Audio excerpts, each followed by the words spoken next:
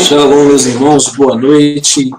Sejam bem-vindos a mais uma live da restauração. Nós vamos estudar as escrituras juntos hoje e contando que você vai compartilhar esse link, vai nos ajudar a levar a verdade, a restaurar muitas verdades perdidas que infelizmente estão ocultadas até pelo sistema. Uma boa noite para você conectado no chat e todos que vão assistir essa live, ok? Vamos primeiramente orar para que o Criador abençoe esse encontro. Yahweh, nosso eterno, bendito seja Criador do céu, da terra, do mar e de todas as coisas. Obrigado pela vida, pela saúde, pelo dom do entendimento.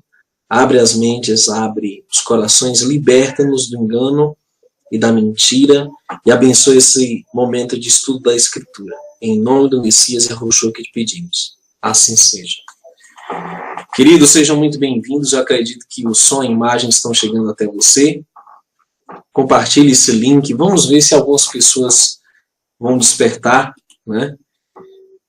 Frequentemente, esse é um tema muito mal compreendido. Infelizmente, toda a corrente teológica protestante, ela perverte esse entendimento da Escritura. E nós vamos hoje entender o que realmente os apóstolos e o Messias criam concernente à Torá, que pode ser lida nas Bíblias por lei, né? E na verdade, significa instrução. E esse é um estudo que nós vamos fazer aqui dentro das Escrituras, e você pega a sua Bíblia, abre aí nos textos que nós vamos mostrar, tá? Então, existe muitos mal entendidos, e nós vamos mostrar que, por meio desse estudo, que o Eterno jamais aboliu os seus mandamentos, que o Messias não veio desmanchar o que o Eterno fez, e tampouco os discípulos fizeram o contrário do que o Messias fez. Ok? Também vamos desmistificar os boatos de que Paulo ele foi um antinomista, ou seja, anti-Torá, anti-lei, anti-instrução. E nós vamos mostrar como algumas Bíblias, infelizmente algumas versões, elas deturparam o significado da lei e aplicam o termo lei para tudo. Até para pecado ou para inclinação ao pecado usam o termo lei em muitas versões de Bíblia. E nós vamos mostrar como um boato que atravessou os séculos chegou até os dias de hoje, para que muitos não acreditem na essência da verdade do Messias, ok? Então existem muitos textos mal interpretados, principalmente no livro de Romanos, no livro de Gálatas, quando na verdade o apóstolo Paulo não estava querendo dizer o que é ensinado nas faculdades de teologia e nos templos religiosos. Ok? Então nós vamos começar com um texto maravilhoso que eu quero que você abra comigo em Mateus capítulo 5, no verso 17 a 19, e na minha versão, estou lendo aqui da Restauração das Escrituras, tá? E está uma versão mais adequada para aquilo que nós queremos demonstrar. Diz assim: não penseis que eu vim enfraquecer ou destruir a Torá, ou os Nevim, os profetas. Eu não vim para enfraquecer ou destruir, mas para lhes revelar a Torá completamente em sua plenitude pretendida. Então, veja, já muda completamente a perspectiva do sistema religioso, né? O Messias ele não veio para enfraquecer, ou seja, diminuir, mudar, anular, mas ele veio para dar um sentido pleno, aquele sentido que o Pai pretendia desde o princípio, que foi deturpado, que foi exagerado, que foi muitas vezes escondido pelo homem, de diversas maneiras. E no verso seguinte diz assim, no verso 18 de Mateus 5, Matitiarro, né, como é o nome do profeta no seu vernáculo original. Porque verdadeiramente eu vos digo, até que o presente céu e a terra passem, nenhum Yud. Aí interessante. nenhum Yud, né? Minha letra, o Yud, ou sequer um Nekudá, ou seja, um acento, um simples acento. De modo algum passará da Torá até que tudo se cumpra. Aquele, portanto, que quebrar ou enfraquecer o menor dos mandamentos da Torá e ensinasse aos homens, este será chamado menor no reino dos céus, Malhut Hashamayim. Mas aquele que os cumprir e ensinar os mandamentos, o mesmo será chamado grande no Malhut Hashamayim, no reino dos céus. E agora chega um ponto interessante. Quem já passou por um estudo bíblico adventista, por exemplo, ou nessa linha adventista, eles ensinam o seguinte, que aqui a lei são os 10 mandamentos, mas não. Torá se aplica a tudo que se chama escrito de Moisés, seja o Gênesis, o Êxodo, o Levítico, o Número, o Deuteronômio. Então é o todo. E é muito interessante porque quando as pessoas questionam, sim, e o sistema levítico? E o sistema sacrificial? Aí é que está. Tudo isso não é que foi abolido ou que foi anulado, não. Ele encontrou o sentido pleno no Messias. Aí é que está a questão.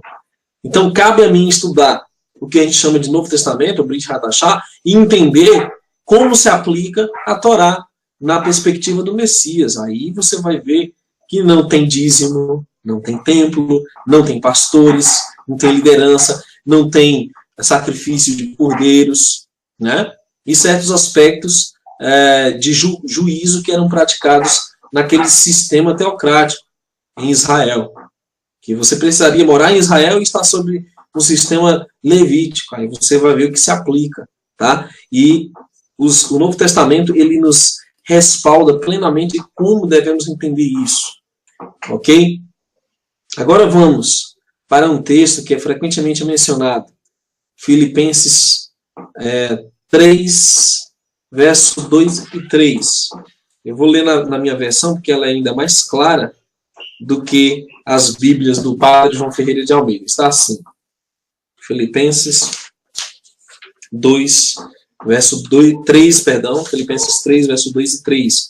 Acautelai-vos dos cães, tenham cuidado dos maus obreiros, acautelai-vos da mutilação, porque nós somos a Brit Milá, nós somos a circuncisão, nós que adoramos a Yahweh em espírito, e tendo alegria no Mashiach e Yahushua, e não tendo confiança na carne.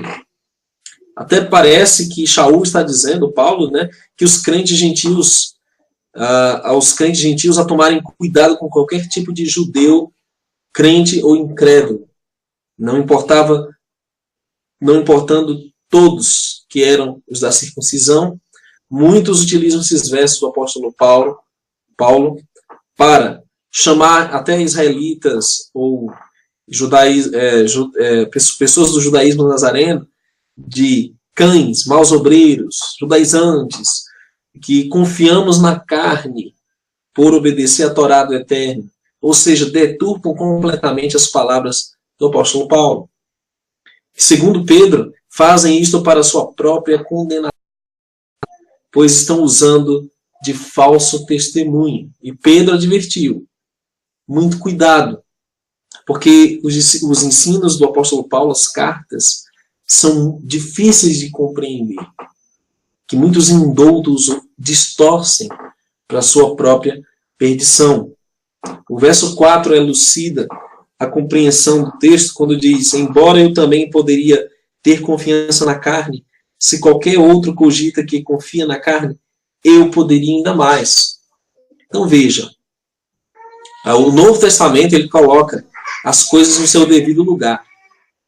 O único caminho para o Pai é o Messias. Não é circuncisão, não é a religião judaica tampouco. O caminho para o Pai é o Messias. E esse caminho não anula os mandamentos. É isso que nós vamos entender agora melhor nos próprios escritos do apóstolo. Esse texto derruba todas as falsas interpretações. Shaul está se referindo àqueles que eram da circuncisão como um meio de salvação. Ele não fala em momento algum se eram judeus de verdade, o que nos leva a concluir que se tratavam de prosélitos dos fariseus que confiavam na circuncisão para obter salvação. E que o que não era o caso dos judeus crentes ou Notzerim, nazarenos. E para confirmar isso, Paulo faz uma comparação consigo mesmo, dizendo: se tem alguém que podia confiar na carne, era ele, que ele era um judeu nato, puro. Né? E ele passa a expor as credenciais dele, no verso 5, fui circuncidado no 8º dia da raça do povo de Israel, da tribo de Benjamim, Ivri, filho de um Ivri, fariseu de fariseu, com relação à Torá, um prush, né? um doutor da lei, ele era fariseu. Mas quanto às coisas que uma vez foram ganho para mim, me contei como perda por causa do Messias. Então, muitos aqui na internet mesmo dizem, olha, Paulo chamou a lei de esterco, que é uma grande mentira, uma abominação. Jamais Paulo chamaria a Santa Torá de esterco. Simplesmente ele diz que todo o orgulho humano e o orgulho judaico dele, ele lançava por terra em função do Messias, para exaltá-lo como Salvador, como único caminho. E é isso que ele está ensinando, né? Aqui em Filipenses, em Gálatas, ou em qualquer outra carta, como Romanos, que as pessoas usam para deturpar o sentido da Torá. Ok? Então, segundo o zelo, era perseguidor. Segundo a justiça que há na Torá, irrepreensível. Então, Shaul declarou que era irrepreensível, íntegro, segundo a Torá. Agora, será que só isso lhe conferia salvação? Não. Como já vimos, apenas ser filho de Abraão não confere salvação ao judeu ou ao israelita. Ele precisa do Messias para obter a salvação da sua alma. Ok? No verso 8, ele diz assim, sim, sem dúvida, muitas das coisas que perdi por causa da melhor excelência da Hormá, o conhecimento, né, do Messias, a excelência do conhecimento do Messias, ele diz, Yahushua, meu soberano, por quem tenho sofrido a perda de todas as coisas, e as considero como lixo, para que eu possa ganhar mais do Messias. Então, a escória era os fardos que os homens tinham sobreposto à vontade do Eterno. E eles tinham inventado tradições, e tinham inventado mandamentos de homens, que inclusive contradiziam a própria lei do Pai. Então, não era falando da vontade do Altíssimo aqui, senão estaria em contradição, o filho estaria em contradição com o pai. Estava falando das tradições humanas, assim como no livro de Gálatas, o livro de Romanos, né? Tudo que concerne aos mandamentos humanos, religiosos, tradições humanas. Bom, vamos analisar o bom senso. Será que Paulo celebrava o domingo como dia do Senhor? Quero ver agora. Paulo celebrava o domingo como dia do Senhor, senhores? Será que ele fazia isso? Vamos ler o que diz Atos 16, 13. E assim está escrito. Quando chegou o dia de sábado, saímos da cidade para junto de um rio, onde nos pareceu haver um lugar para oração. E sentados, pregamos às mulheres que para lá também tinham ido. Atos 16, 13. Então, se Paulo estivesse dentro de uma nova dispensação, como eles nos ensinam na teologia, então por que ele continuava guardando o sábado, se tratando aqui de um lugar cheio de gentios, como era a prática dele em Tessalônica, em Éfeso, em Filipos, lugares onde, por exemplo, às vezes não tinha sinagoga. E aqui no caso ele foi para a beira do rio, né, no dia de sábado. Aí nós vemos também que ele mesmo celebrou as festas do Eterno. Vamos ler aqui.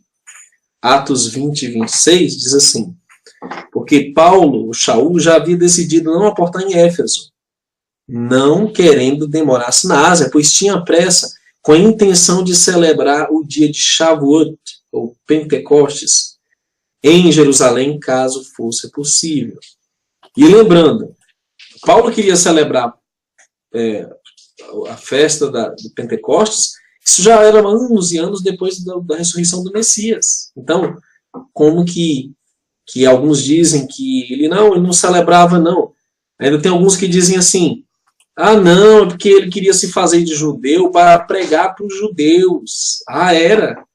Tá bom, então vamos ler 1 Coríntios 5:8.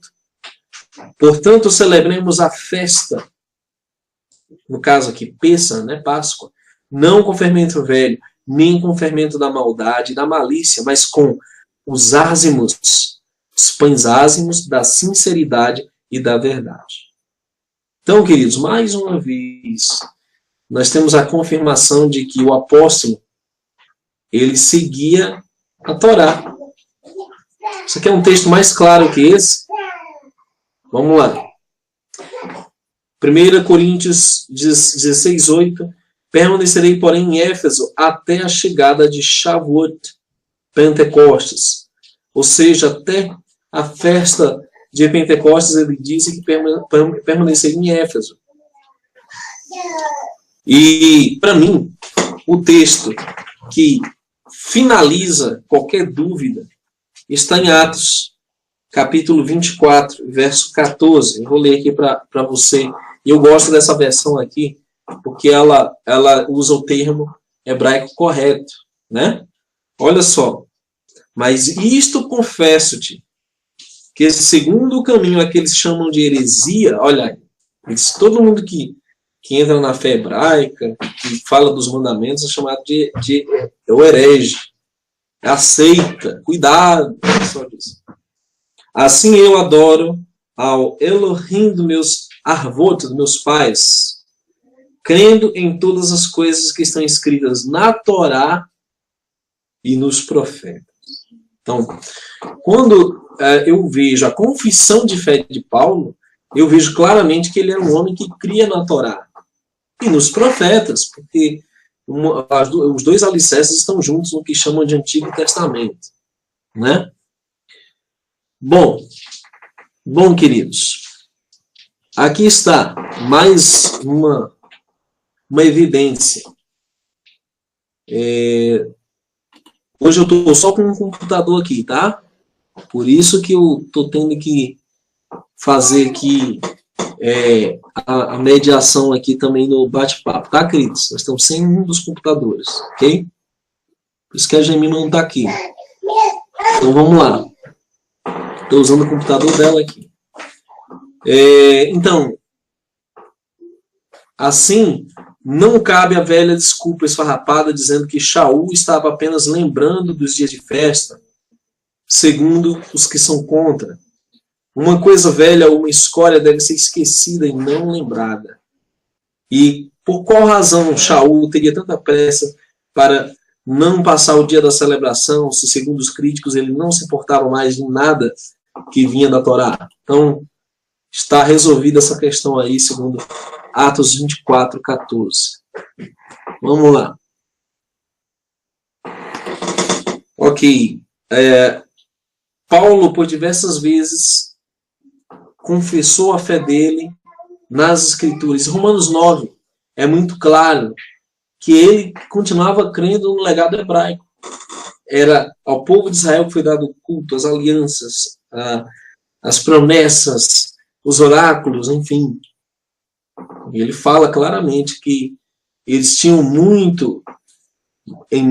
vantagem, né, em já ter recebido tudo isso.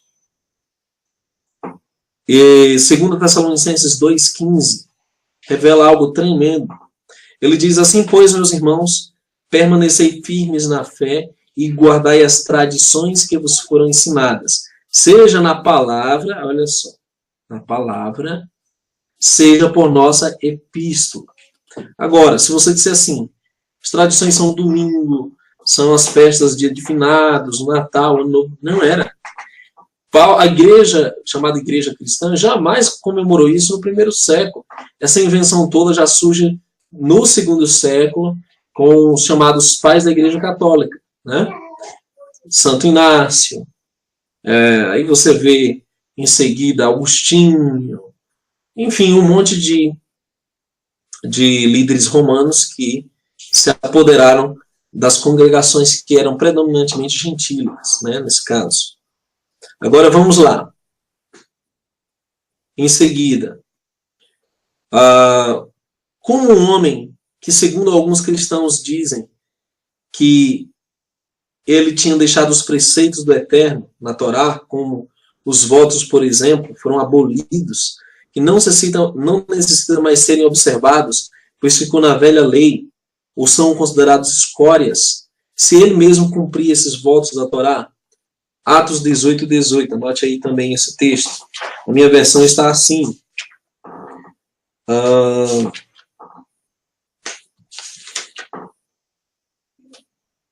E Shaul, depois disso, ficou ali ainda um bom tempo, e então, pedindo licença aos irmãos israelitas quanto à sua partida, navegou dali para Arã, e com ele Priscila e Áquila, tendo rapado a sua cabeça em Sencreia, porque ele estava sob voto de Nazireu. Então, aqui mais uma vez, demonstrando que Shaul ainda cumpria os votos, né? Sendo messiânico, sendo um seguidor do Messias. Agora, eu não vou entrar aqui em alguns pontos mais delicados, como circuncisão e outros aspectos da Torá.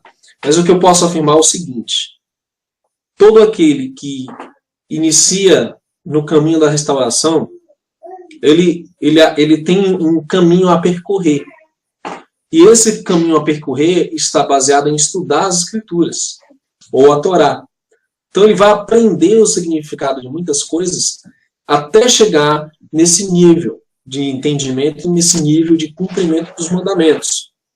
Porém, as pessoas que estão querendo ingressar à restauração da fé precisam de uma coisa apenas, conforme os evangelhos relatam e conforme a própria Escritura relata, a Torá, que é receber a aceitação do Messias hebreu, do Messias de Israel, Yahushua, por meio da Tevilá, né?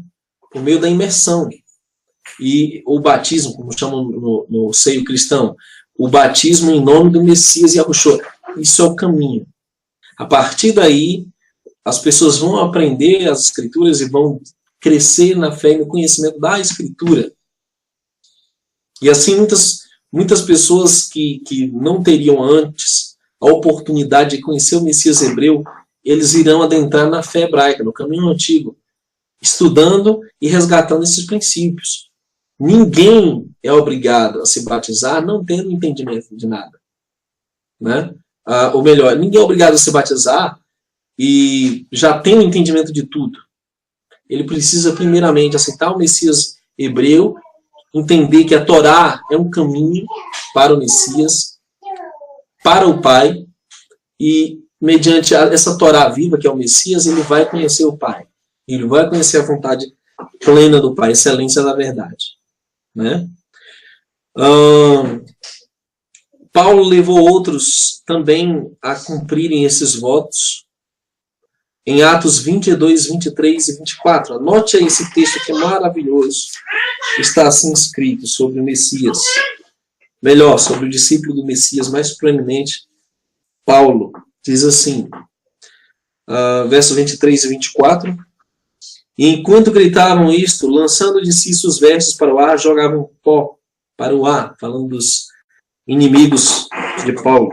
Mas o capitão-chefe ordenou que ele fosse levado para o quartel, se referindo a Paulo, e ordenou que ele fosse examinado, açoitando e nele batendo, a fim de que soubessem por qual razão gritavam contra ele. No verso 23 e 24. Então, Paulo foi acusado de estar contra a Torá, de causar sedição, tumulto, e de ser contra a própria fé hebraica. Ele foi acusado disso. E na defesa dele, o que ele faz? Ele diz, falando lá para o jovem que ele levou com ele, faça o que dissemos. Estão aqui conosco 4 irmãos que voluntariamente aceitaram fazer um voto. Junta-te a eles, purifica-te junto a eles e paga as despesas necessárias para que raspem a cabeça. Assim todos saberão que não é verdade o que dizem a teu respeito. Pelo contrário, andas tu mesmo guardando a Torá, ou andas guardando a lei. E foi o que Paulo fez, senhores. Ele deu o exemplo e comprovou para eles que ele não era antinomista, ele não era contra a Torá. Diferente do que é ensinado hoje, que os discípulos guardavam o domingo, comiam alimentos impuros, e os discípulos eram contra os judeus, o povo de Israel e etc., sendo eles próprios israelitas. Um absurdo. Né? E a Escritura só, mais uma vez, reforça a ideia de que eles andavam em harmonia com os mandamentos. Ok? Então vamos lá. Próximo aspecto, queridos, que é frequentemente ignorado pelo sistema. Como um homem que, segundo alguns cristãos, não cumpria nada do Velho Testamento, né, da Torá, pois, segundo eles, foi abolida e não necessita mais serem observados, pois ficou na velha lei, se ele mesmo fazia essas práticas junto aos irmãos judeus dele. Como? Então, é uma grande incoerência crer nesse tipo de coisa. Vamos lá. Outra incoerência. Como um homem que, segundo alguns cristãos, pregou outros ensinamentos que não estão na Torá Sagrada, ele nunca se utilizaria das velhas letras da Torá, que já haviam morrido para ela, se ele mesmo fez uma confissão pública, declarando que a congregação nazarena do primeiro século, na qual ele pertencia, estava de acordo com a Torá Sagrada e os ensinamentos dos profetas. Então, é uma grande inconsistência que coloquem Paulo como antissemita ou como antinomista, ou seja, contra a Torá, que são falácias e mentiras do sistema. Por quê, queridos?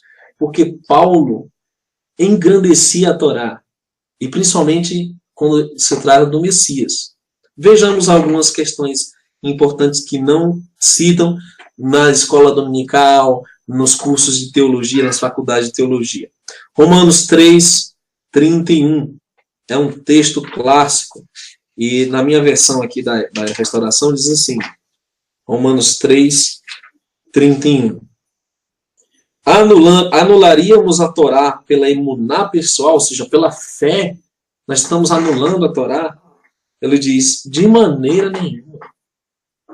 Nós verdadeiramente estabelecemos a Torá. Uma coisa que você deve levar em conta, muito sério, muito importante, que quando a pessoa começa a crer no Messias, ela vai ter uma compreensão melhor da vontade do Pai.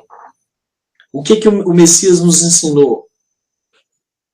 Que aquele que ama obedece os seus mandamentos. Isso está em João 14, 15. João 15, 14, vós sois meus amigos, verdadeiramente meus amigos, se fizerem o que eu vos mando. O nosso Messias é o nosso exemplo.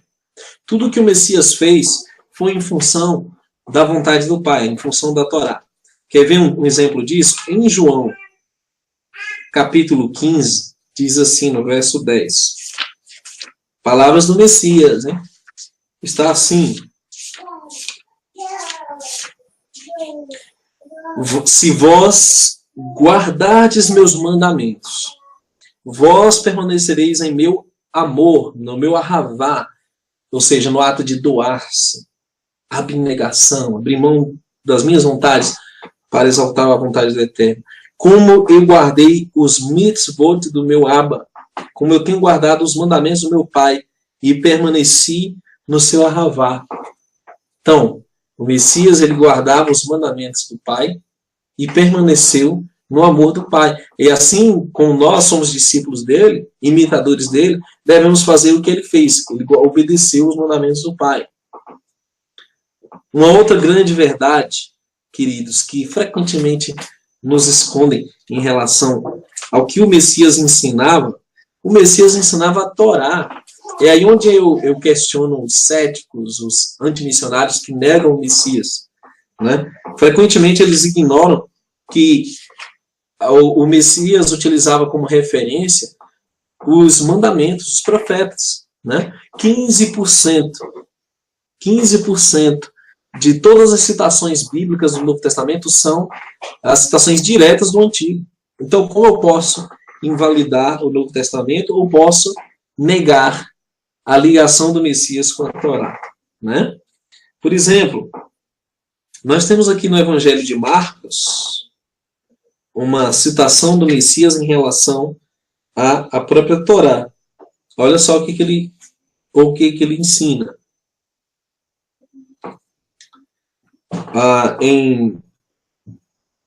Em Marcos 12, 29, diz assim: E Yahushua, né, o Jesus, como está nas Bíblias, o Messias respondeu-lhe: O primeiro de todos os mandamentos é Shema Israel, o soberano Yahu é o nosso Elohim.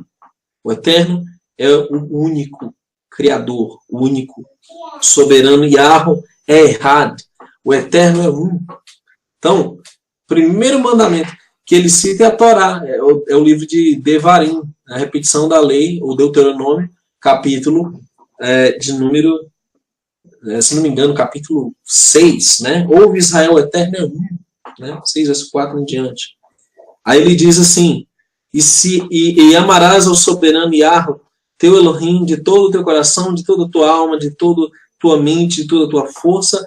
Este é o primeiro mandamento. Então, ele cita, na verdade, o Shema, ou seja, ouve Israel. Ele cita desde o início dos mandamentos, quando foram declarados por Moisés. O primeiro mandamento é o Shema, reconhecer que não existe politeísmo, não existe deuses plural. Existe um, que é o Pai, o único eterno, o único Deus. Né? E por isso, queridos, que se você avaliar realmente os ensinamentos do Messias dentro da Escritura, você vai entender que realmente o Messias não anulou os mandamentos. Pelo contrário, ele foi fiel até o fim, né? Até a morte, como diz os profetas, como dizem os discípulos, ok? Então vamos lá. Uma outra revelação que é frequentemente ignorada, que no concílio de Atos dos Apóstolos, capítulo 15, o concílio de Jerusalém, os discípulos jamais aboliram os mandamentos ali e disseram que os gentios não deveriam praticar a Torá. Pelo contrário, se você ler cuidadosamente o que diz o livro de Atos, capítulo 15, nós encontramos o seguinte: mas nós cremos que pelo favor de Yahushua, estou lendo o verso 11, Atos 15, 11, somos salvos como eles também serão. Então toda a multidão ficou em silêncio e escutaram a Barnaba e Shaul declarando com grandes nissim e prodígios Yahweh tinha feito, em sinais e prodígios Yahweh tinha feito entre as nações por eles. Depois que se mantiveram em silêncio, Iacove, o Tiago, né, respondeu, dizendo: homens e irmãos israelitas, ouvi-me. Shimon declarou como Yahweh primeiro visitou as nações, tomando dentre elas um povo para o seu nome. E com isso concordam as palavras dos profetas, como está escrito: depois disso retornarei e reedificarei a Sucá de Davi, que está caída. E eu reedificarei das suas ruínas, e eu tornarei a estabelecê-lo mais uma vez. Para que os remanescentes dos homens possam buscar o soberano Yahweh. Ok? Possam buscar o soberano Yahweh. E todas as nações sobre as quais o meu nome é invocado, diz o soberano Yahweh, que faz estas coisas. Conhecidas a Yahweh são todas as suas obras desde o princípio do mundo. Por causa disto, o meu juízo é de que não perturbemos aqueles que dentre as nações e os que estão retornando a Yahweh, o Techuvá, que eles não fossem incomodados com as doutrinas, com os preceitos de homem, e nem mesmo com a circuncisão, porque isso não era momento de ninguém sabia nem o que era isso. Eles tinham que primeiro entrar pela porta, Messias, para então se aprofundarem na Torá. E aqui onde está escrito, no verso mais à frente,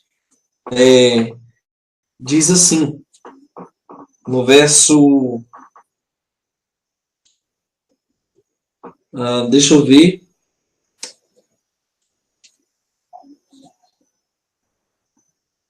Ainda no capítulo 15, e essa parte aqui e mostra claramente que eles não estavam anulando essa obrigação também dos discípulos gentios. E aqui está.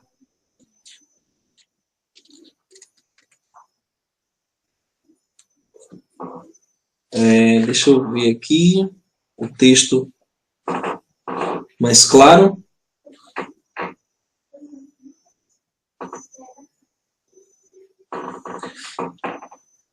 Verso 21. Porquanto Moshe, ou Moisés, desde os tempos antigos tem em cada cidade os que proclamam seus ensinos, com a sua Torá, sendo lida nas sinagogas a cada Shabat. Então isto agradou aos apóstolos e aos Zeranim, né? Juntamente com toda a congregação de Israel, de enviar homens escolhidos do seu próprio meio para Antioquia, juntos com Shaul e Barnaba, a saber, Yahudá, denominado Barsavas, e Sila, homens dentre os irmãos israelitas. Aí está muito claro, ele explica, Tiago, que existem sinagogas onde esses irmãos iriam aprender os demais preceitos, estatutos, juízos do Eterno. Eles iam, todos os Shabats, mediante o estudo da Escritura, eles iriam se aprofundando na Torá e crescendo nessa emuná, nessa fé e no entendimento atrelado ao Messias. Então ele não estava de maneira nenhuma fundando uma nova religião, ou eles estavam aqui fundando a igreja, ou a didaquê, como chamam a teologia católica, né? A didaquê que seria somente algumas imposições que foram dadas aos gentios e anulando o restante da Torá. Não. Aqui ele estava dizendo que eles iriam ter a porta de entrada neles com o batismo. Existiam algumas restrições iniciais, que era se abster de alimentos sufocados a ídolos, né, sangue e tal, e prostituição. E isso era o suficiente para que eles se batizassem, então se aprofundassem na Torá a cada Shabat. Bom, queridos, entendendo que nós não temos que sacrificar mais porque o Messias é o sacrifício perfeito. Se você ler o livro de Hebreus todinho, Paulo deixa muito claro, capítulo 10, verso 10, foi o sacrifício feito de uma vez por todas. Então, a partir do momento que eu sacrifico um cordeiro, eu estou negando o meu Messias e tripudiando o corpo dele, que foi morto por mim. Paulo também explica isso, né? Então, portanto, todo o sistema sacrificial, o próprio Eterno, ele cessou nesse sentido, porque ele permitiu a destruição do templo, no ano 70, o véu foi rasgado e o sacrifício do cordeiro verdadeiro foi feito. Lembrando que a morte de todos os outros cordeiros apontava para a morte dele. Ou seja, era uma sombra que acompanhou a vinda da imagem perfeita, do original, né? Aquilo que reproduzia aquela sombra. Então o Messias não é que ele aboliu, que ele anulou, mas sim ele substitui isso. Assim como nós falamos do dízimo, por exemplo, que servia no sistema levítico aos levitas, e a mudança de lei que Paulo deixa muito claro em Hebreus capítulo 7. Ele diz que é uma mudança de lei, onde você sai da ordem de Levi e vai para a ordem de Melquisedeque, onde não há necessidade de dízimos e você tem o verdadeiro sumo sacerdote, que é o próprio Messias. Ele deixa muito claro isso. Então, o dízimo que é você ajudar o próximo com parte dos seus ganhos, aquilo que você for tocado voluntariamente. Não é obrigatório, nem sistemático. Ou seja, não é obrigado a dar mensalmente, O sujeito está desempregado, dá alguma coisa? Não. Ou obrigatoriamente 10%? Não. Isso não existe dentro da nova ordem de Melquisedeque, conforme ele aplica no Hebreus capítulo 7. É só ler todinho, que você vai ver a beleza da ligação, do cumprimento que o Messias fez por nós, né?